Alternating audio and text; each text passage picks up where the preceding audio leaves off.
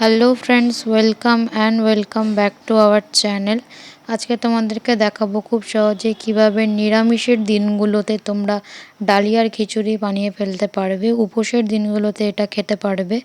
যেদিন ভাত খাওয়া হবে না সেদিন এই খিচুড়িটা খুব সহজেই বানিয়ে ফেলতে পারবে এবং তোমরা খেতে পারবে একদম পিওর ভেজ পদ্ধতিতে। আর খুব সহজেই ইজিভাবে এটা বানিয়ে ফেলতে পারবে তোমরা, খুব কম ইনগ্রেডিয়েন্টস দিয়ে।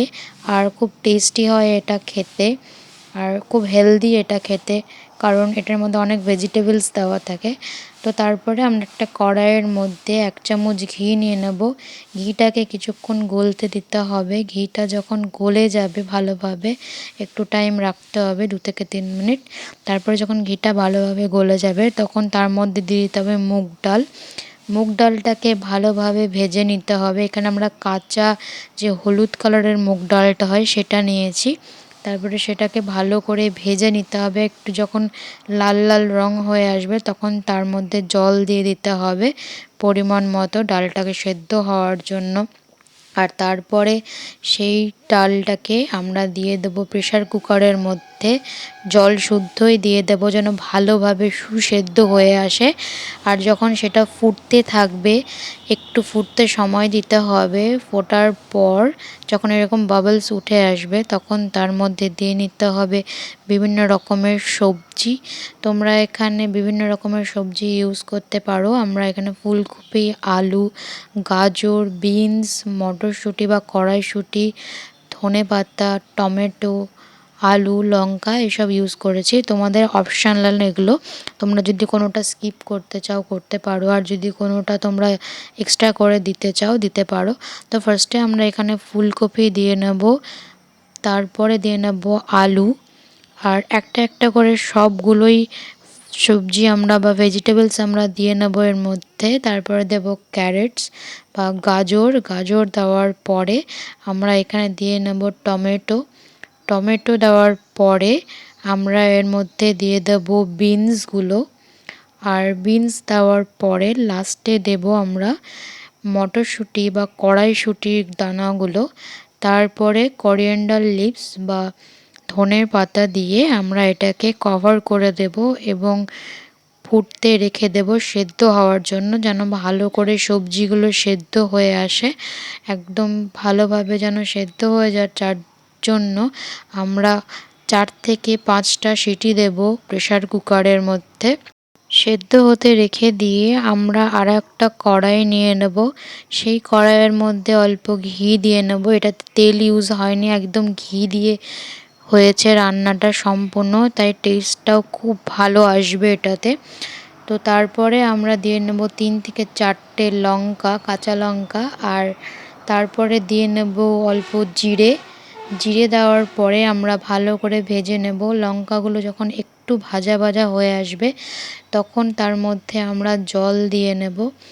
জল দেওয়ার পরে জলটাকে যখন একটু ফুটে ফুটে আসবে, অল্প বাবলস উঠে আসবে, তখন আমরা আঁচটা একটু কমিয়ে তার মধ্যে ডালিয়া দিয়ে নেব।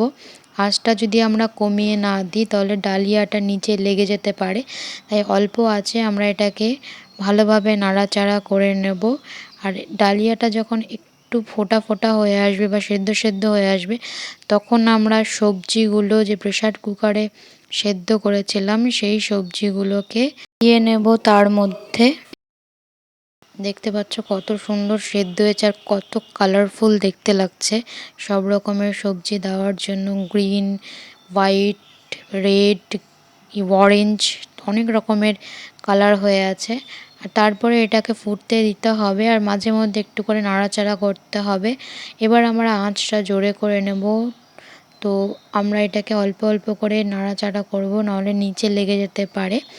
তো তোমরা যদি আমাকে এখনও ইনস্টাগ্রামে ফলো না করে থাকো তবে ঝটপট গিয়ে ফলো করে নাও, নিচে ডিসক্রিপশান বক্সে লিংক দেওয়া আছে।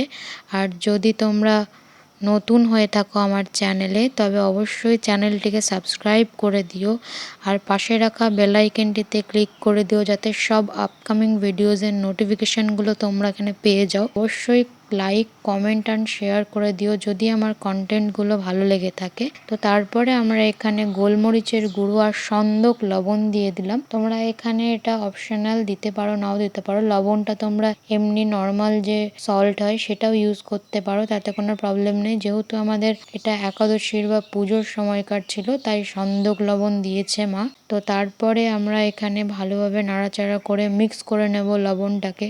আর তোমরা যদি বিউটি বা মেকআপ রিলেটেড কোনো ভিডিওস দেখতে চাও তবে অবশ্যই আমার সেকেন্ড চ্যানেলটিতে গিয়ে ঘুরে এসো একবার, অবশ্যই তোমাদের ভালো লাগবে। নিচে ডিসক্রিপশন বক্সে সেটারও লিঙ্ক দেওয়া আছে। তো তৈরি আমাদের ডালিয়ার খিচুড়ি, খুব টেস্টি এটা খেতে। একবার বাড়িতে তোমরা রান্না করে খেয়ে দেখো। এটাতে অনেকক্ষণ পেটও ভরা থাকে আর একদম ঘিয়ের খুব সুন্দর গন্ধ আসবে, যেহেতু ঘি দিয়ে তৈরি করেছি আমরা, এটার মধ্যে কোনো অয়েল ইউজ হয়নি। আর এটা খুব হেলদি একটা খাবার।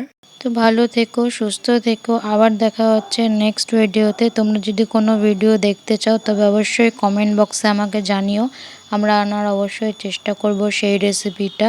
বাই।